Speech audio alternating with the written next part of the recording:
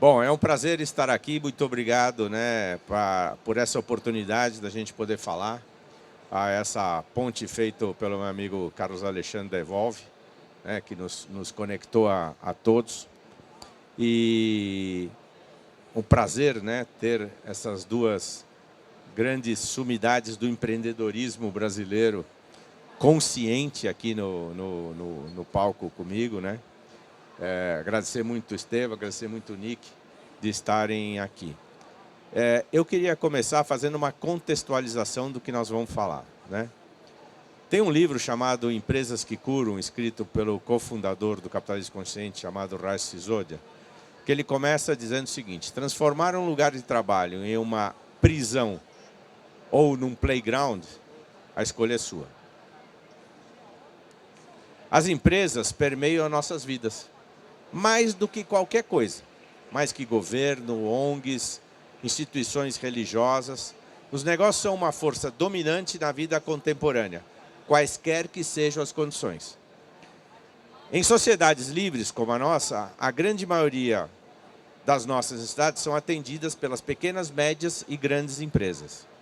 E a maioria das empresas, das pessoas no Brasil e no mundo, ainda são empregados de alguém.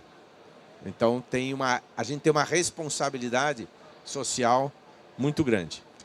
O modo pelo qual elas atuam exerce um impacto enorme em todos os aspectos da nossa vida, né? Bem-estar material, na nossa saúde, no bem-estar mental, físico, emocional e espiritual.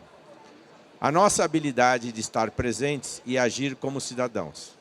E o próprio Raj Sisodia tem uma frase que eu gosto muito, que diz assim: negócios são uma forma organizada, escalável, gratificante e autorrealizável, tá? Autossustentável, para os seres humanos se desenvolverem e servirem aos outros sem causar danos no processo.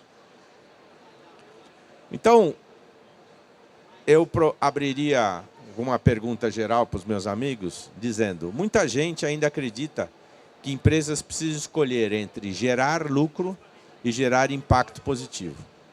Vocês construíram marcas admiradas justamente tentando provar o contrário. Afinal, empresas podem mesmo ser uma força para o bem? Quer começar? Bom dia a todos. Quando nós sonhamos de Baccio, nossa ideia era criar uma experiência de gelato italiano em Brasil. Só que não é só uma empresa, é uma operação que dá muitas possibilidades para todo mundo envolvido. Para os funcionários ter um novo trabalho, para os fornecedores ter um canal, para o público ter uma experiência que não tive antes. Criando essa cultura que todo mundo ganha e fica melhor para todo mundo, aí é um círculo vicioso para cima.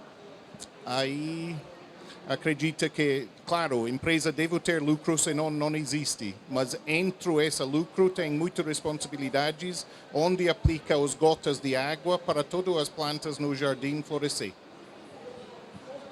Estevam. A pergunta eu acho tão excelente, porque às vezes a minha primeira reflexão é: quando foi no mundo ou na sociedade que a gente colocou isso como lados opostos de uma mesma moeda? Né? No inglês a gente tem a vantagem até de profit and purpose ter o mesmo P. E se você me perguntar, você quer ser feliz, você quer ser amado? Eu quero ser ambos.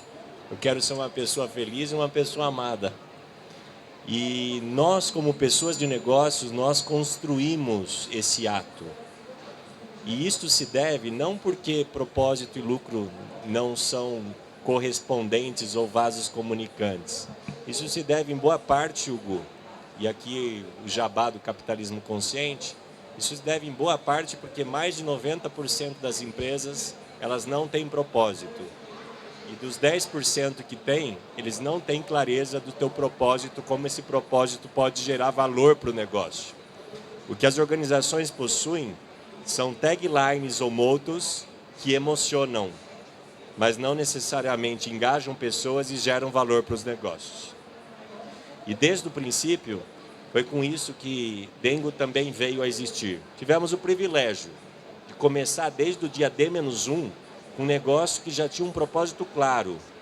Nosso primeiro propósito, apesar de ser não tão conhecido, e eu acho que no mundo em que o propósito e a palavra está gasto, nada melhor do que a atitude e a ação de fato para fazer acontecer. O nosso primeiro e principal propósito é promover uma cadeia de produtores que tenham renda digna. Então nós nascemos para proporcionar uma remuneração decente para pequenos e médios produtores de cacau no Brasil.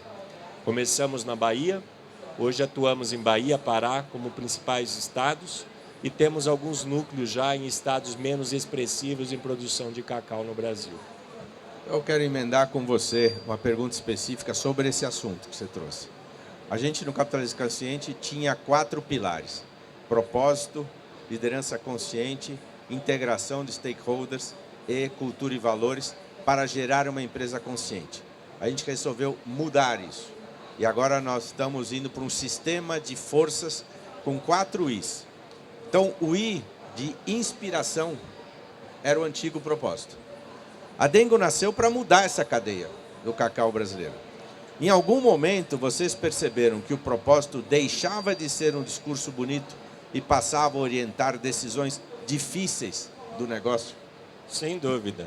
Decisão difícil, por exemplo, que tivemos é de conhecimento público que nos últimos 2 anos o cacau sofreu uma crise mundial em que o valor da commodity, que até meados de 2023 era pautado em $2.500 a tonelada, bateu em meados de 2024 e 2025 valores de $12.000 a tom, ultrapassando o preço do próprio cobre.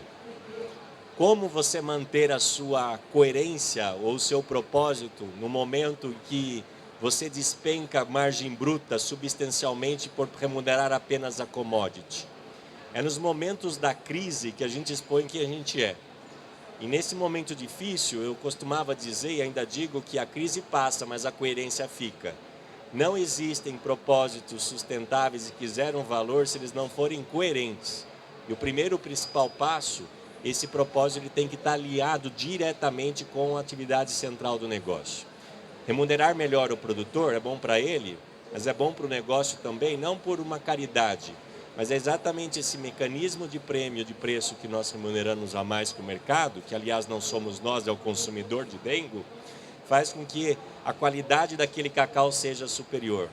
E é aquela qualidade superior que faz o cliente perceber a boca que aquele produto é diferente, que ele não precisa ter químicos desnecessários, que não precisa ter aromatizantes e outros usos desnecessários.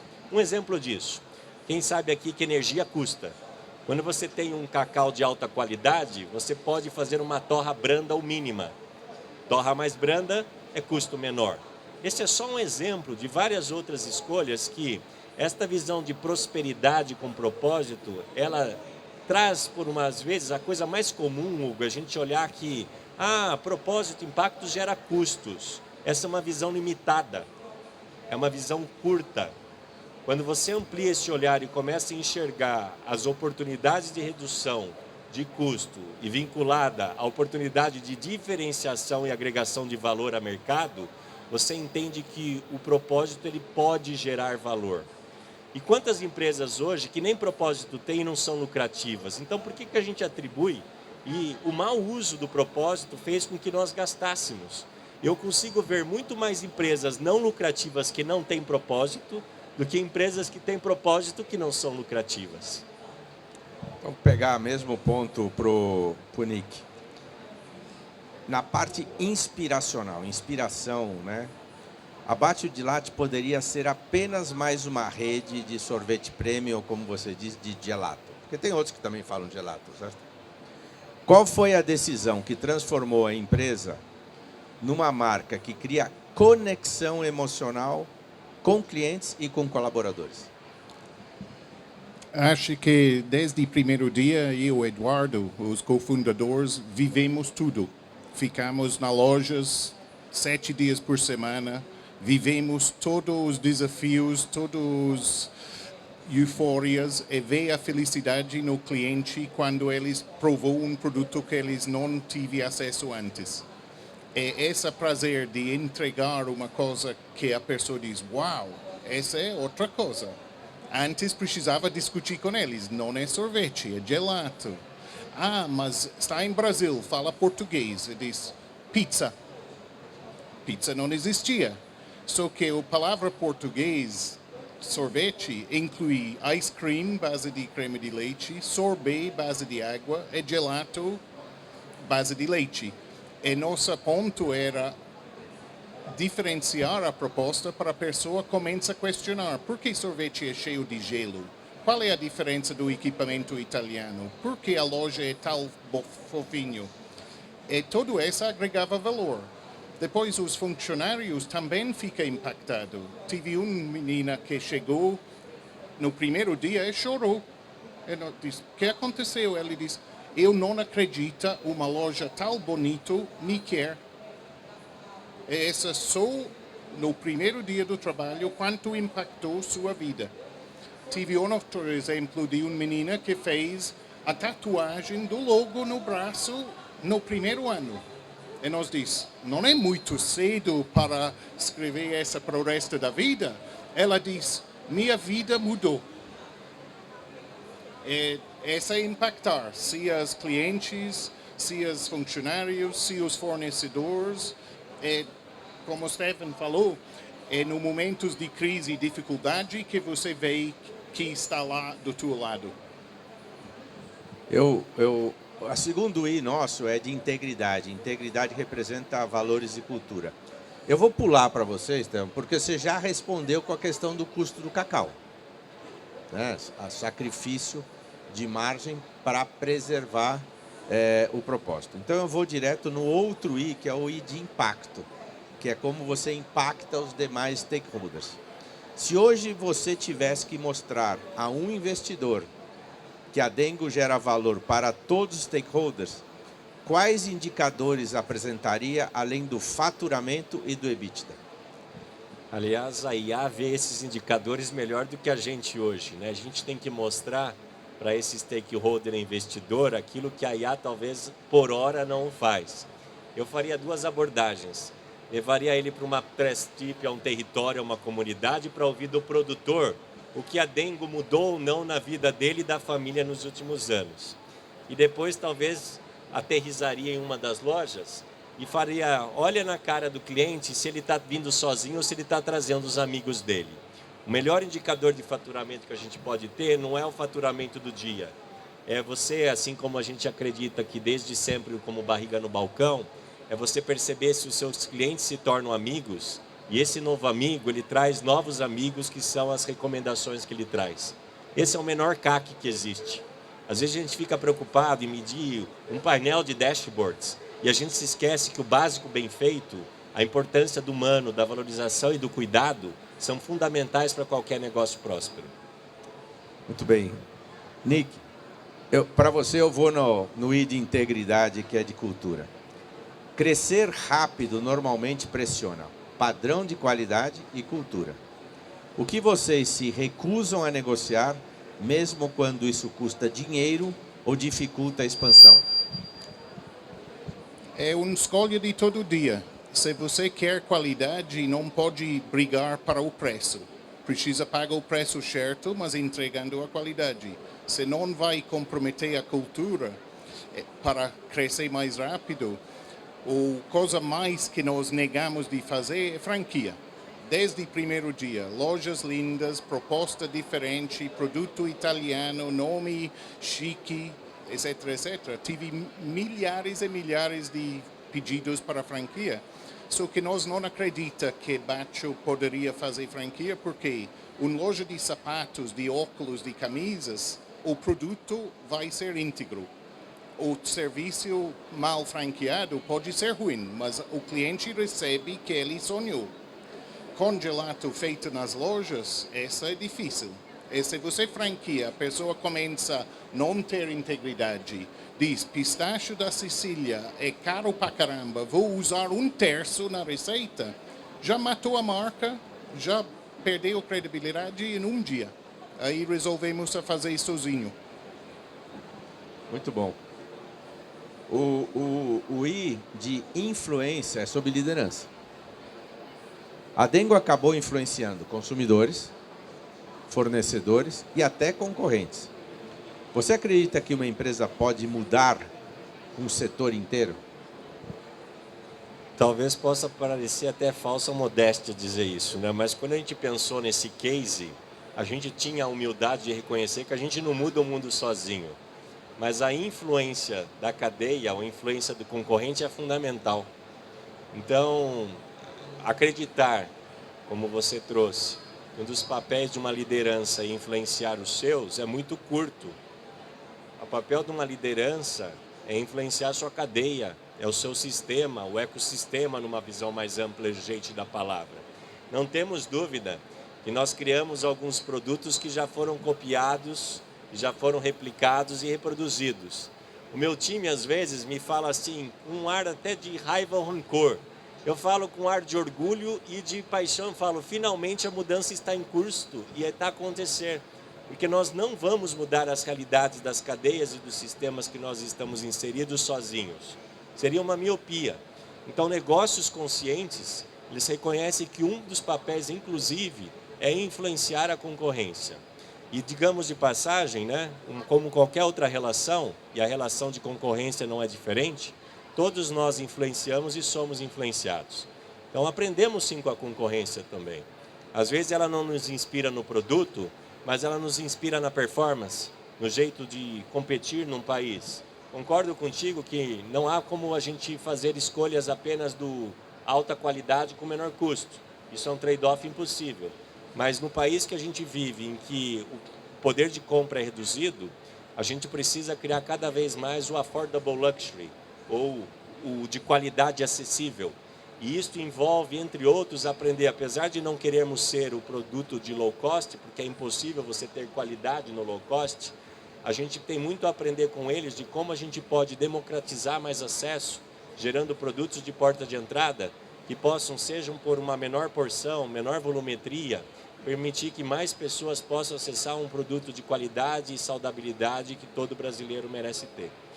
E eu acho isso belo, Hugo, que um dos drivers dos negócios deveria ser a capacidade de a gente influenciar os nossos ecossistemas. Achar que o papel do líder é simplesmente engajar os colaboradores diretos ou indiretos, ele é pequeno. Um líder, ele tem que influenciar a cadeia e as outras. E não com ar de ativismo. Acho que o ativismo, assim como outros temas que já falamos aqui, eles estão ultrapassados, estão gastos. É muito mais num olhar de ser o bom exemplo. O melhor poder de influência que eu posso exercer no meu negócio ou fora dele é o exemplo que eu vivo. É ter a prática, um cotidiano que reflete o mundo que a gente quer construir. É pautado por respeito a quem produz, inspiração a quem consome, conservação da natureza dos ecossistemas. E isso a gente demonstra a qualidade de humano ou de negócio que a gente é nas pequenas escolhas. Não é uma questão de orçamento, não é uma questão de tempo. É muito comum, às vezes, as pessoas se desculparem para não fazer o que é certo, porque falam que tem muitas prioridades, ou nós não temos o tempo necessário, ou nós não temos o budget possível. E, na verdade, não é sobre isso. Isso são sabotadores nossos. É uma questão de escolha. É uma questão de atitude. E escolha e atitude no mundo que a gente está vivendo, talvez seja a porção, a mordida ou a lambida mais difícil da gente dar de nós mesmos. Muito bom. Você sabe que você me lembrou a minha época que eu fui CEO do Compre Bem e da Sendas, duas redes de baixa renda do Grupo Pão de Açúcar. E lá eu aprendi cada vez mais que o maior filósofo desse país chamava-se Joãozinho 30. Pobre gosta de luxo, quem gosta de miséria é intelectual. Então, o Affordable Luxury é o maior presente que vocês podem dar de acessibilidade. Essa é uma coisa para jamais esquecer. Nick, em termos do I de impacto, como é que você engaja stakeholders? Quando você olha para fornecedores, para colaboradores, para clientes, para as comunidades onde você está, afinal são mais de 250 lojas, né? Onde acredita que a Bastio de Latte mais gera prosperidade compartilhada? Acho que para ser sucesso, devo gerar para todo mundo. em jeitos diferentes. Para alguém, a segurança de ter salário todo mês, ser tratamento digno e ter confiança que pode crescer é o objetivo da vida. Para um fornecedor, pode ser uma renegociação para facilitar dois momentos diferentes em uma relação que precisa adaptar para mover. Mas a empresa bem feita de sucesso deve dar lucro para todo mundo, senão não está fazendo o seu papel. E uma pergunta para os dois, né, para a gente ir caminhando aqui para o final. Nesse modelo de sistema de força que eu falei, se um empreendedor como vocês perguntasse qual decisão mais contribuiu para construir uma marca admirada, você responderia: foi a estratégia? Foi o produto? Foram as pessoas? Ou foi a cultura? E por quê? Pode você mesmo, Nick. É uma pergunta difícil. Muito difícil. Eu estou aqui para fazer pergunta difícil, né? Se fosse para fazer pergunta fácil, trazer outra pessoa. Eu vou responder então. Muito Enquanto, difícil, porque precisa enquanto ele vai pensando, ele tem que muito traduzir, difícil. tem que traduzir do inglês eu para não português. faço um bom chocolate sem cacau e outros ingredientes.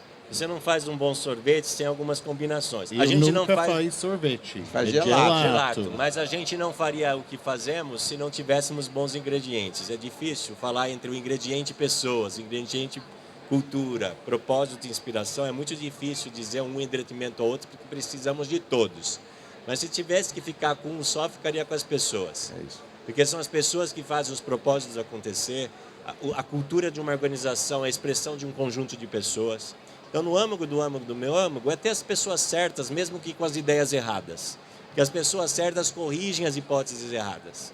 As pessoas certas fazem o incerto acontecer.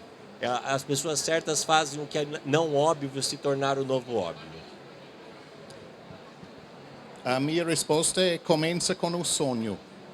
Um sonho, per ser imaginado, é perfeito. Você não tem restrições, não tem recursos, você sonha. O sonho vira bússola para chegar em um lugar melhor. Seja como produto, seja como cliente feliz, seja como uma empresa viável, seja como um lugar que acolhe pessoas e deixa eles crescer. Eu acho que o sonho vira cultura, e a cultura multiplica, e essa deixa crescer. Então, para a gente encerrar mesmo agora, e antes de eu fazer o fechamento, se vocês pudessem deixar apenas uma recomendação para os líderes empresariais brasileiros que desejam construir empresas realmente mais prósperas e capazes de ser uma força para o bem, qual seria? Considera toda a responsabilidade que você vai ter. Saia da superficialidade. Existe prazer, significado e sentido na vida quando a gente se conecta com o profundo. Isso envolve autoconhecimento, isso envolve resgatar a esperança. A gente vive num país com pouca ou nenhuma esperança de uma visão de um futuro melhor. E nada como os negócios, num país como o nosso, assim como outros de uma América Latina desafiadora, para resgatar orgulho, paixão e uma visão de que mudanças positivas são possíveis e necessárias. Pessoal, ouvindo eles, ouvindo vocês, né, achei incrível. Fica claro que empresas não se tornam uma força para o bem por causa de um projeto social. Ela se torna uma força para o bem quando as quatro forças trabalham junto. Quando um propósito inspira, quando uma liderança influencia, quando uma cultura é baseada em integridade e um impacto gera prosperidade para todos os stakeholders. Então eu queria, nesse momento, agradecer demais a possibilidade de reencontrar meus amigos, né? E que puderam compartilhar com vocês, nesses 30 minutos, algo que eles levaram anos para construir. E mais do que isso, de graça. Então isso é propósito mesmo, certo?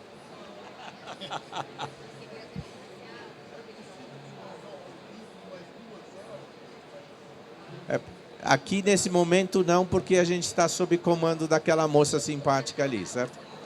Ano que Mas vem. é possível que ela mesma nos convide depois para fazer um outro painel. E a gente bota o Maroja junto, assim, para fazer 4. Tá bom? Obrigado, gente. Obrigado.